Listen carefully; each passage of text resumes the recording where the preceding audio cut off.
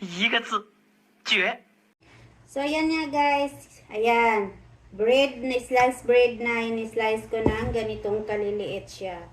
Gawin natin toasted. Ayan.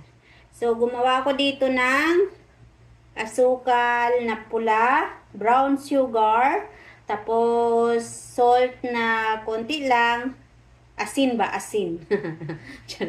Tapos, yung butter. Ayan. Ilalagay natin sa sliced bread natin na brown. Brown yung nilagyan ko. Hindi na ako nag-gloves kasi ako rin naman ang kakain yan, guys. Yan. Kasi hindi ako mahilig sa yung bread na brown bread talaga yung kinakain ko. So, ganyan lang siya. Tapos, ilalagay natin to sa oven, guys, para siya mag-crispy. Yan. Ganyan siya. Ayan. Pero kung sakaling gagawin yung business, mag-gloves naman tayo, di ba?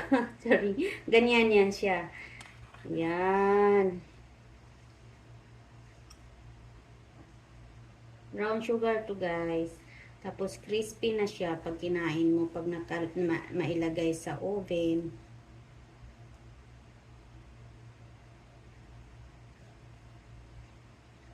Yan.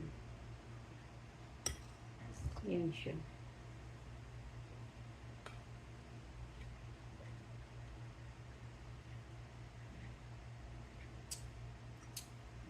Sarap talaga pag yung asukal na meron butter.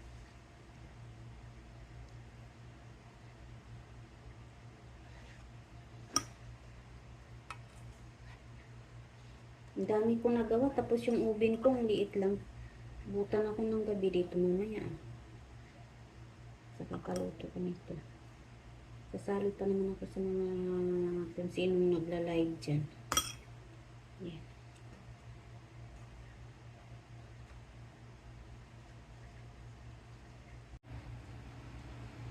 Ayan na yun. Nilagyan ko ng asukal at butter. Yan.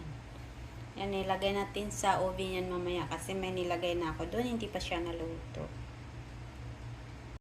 So, ayan na yung niluto ko mga langga. Napaka-crispy niya. Oh, napaka-crispy. Ayan. Napaka-crispy guys. Ang sarap nito iparis sa kape, sa tsaa, ayan, sa isaw-saw ba. Alam mo naman tayong mga Pilipino, di ba? Yan, isaw-saw sa kape. Ayan, pang merienda mga langga. Ayan, masarap yan. Gawin nyo yan guys. Ang sarap niyan iparis sa kape. Ayan. Luto na siya mga inday. Ayan.